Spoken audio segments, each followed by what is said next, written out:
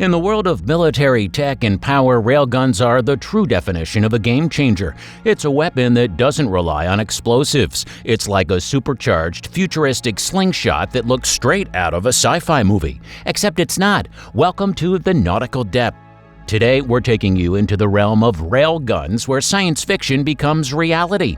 The idea of directed energy weapons had its roots in old novels. However, the concept of this fascinating weapon dates back to World War I. It all started with a clever French inventor named André Louis Octave. He came up with a simple electric cannon that grabbed the attention of the French military. They were on the hunt for a weapon that could match Germany's long-range cannons, like the famous Paris gun.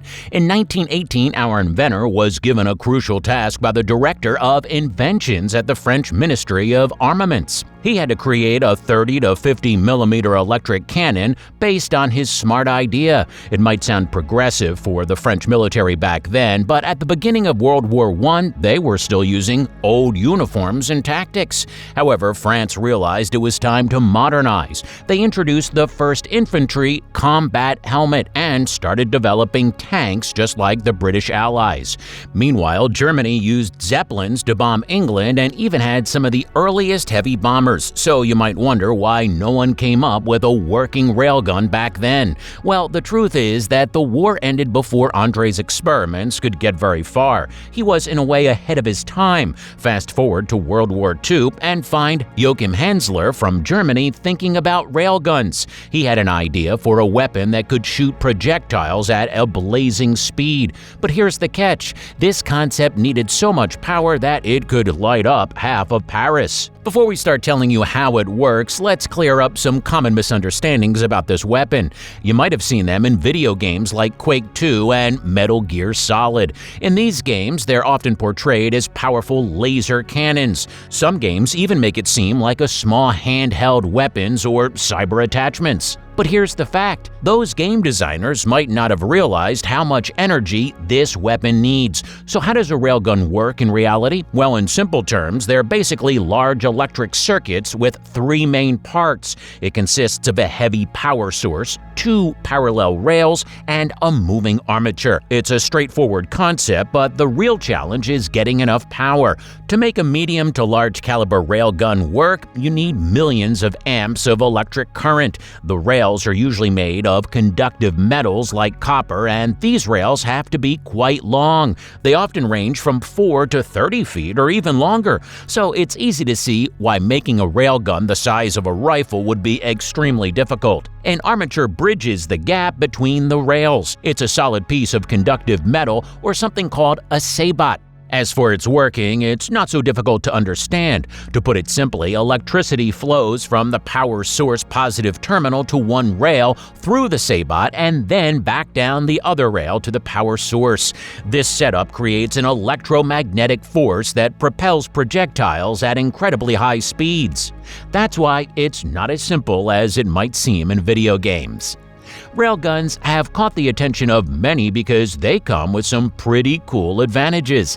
Let's break down what makes them stand out. First up, these weapons can launch projectiles at crazy high speeds, often faster than you can blink. That means they're super quick and tough to dodge or intercept. The extended range is another plus. Railguns can hit targets way farther than regular weapons. This quality makes them a top choice for military operations. The second major advantage of this weapon is that it doesn't rely on explosive stuff. Unlike traditional guns and cannons, which use explosive material for power, railguns use electricity, so there's no need to handle dangerous explosive materials. That keeps things safer and tidier for everyone, plus it cuts down on costs in the long run. Now, let's not forget about the impact of the advanced weapon. It packs a serious punch when it comes to the impact. Railguns can penetrate, damage, and destroy all sorts of things, making them a force to be reckoned with. They do all that with lighter projectiles, which is a win for logistics and mobile platforms. But the really cool part is that the weapon is moving toward hypersonic speeds. It means it is getting faster and more powerful than we can ever imagine.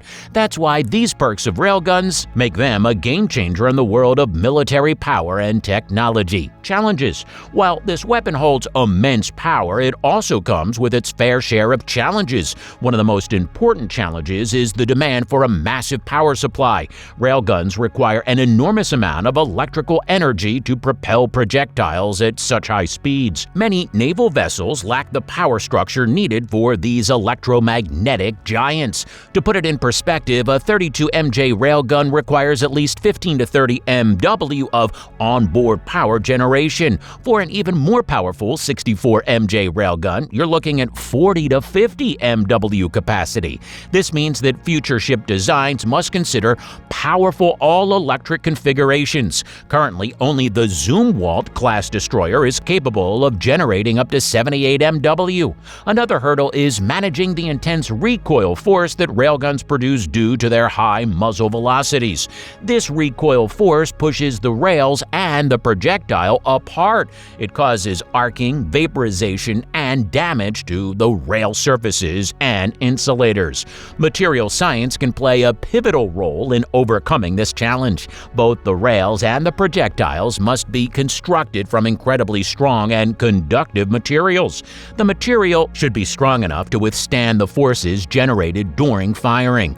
A lot of research is already going on in this area to make this weapon more durable. This weapon also generates a colossal amount of heat during operation. This heat can lead to thermal expansion, increasing frictional heat and even melting. It impacts equipment, crew safety, and the gun's detectability due to an increased infrared signature. To address this issue, the equipment used in railguns must be highly heat resistant, paving the way for advanced thermal management solutions. There's also the matter of rail erosion and projectile ablation. These issues can be tackled through improved materials and designs. As for now, the USA has stopped its major railgun research, and now China has stepped in. Chinese scientists aim to create a more practical and efficient railgun design. They've been trying different methods to make railguns last longer and perform better.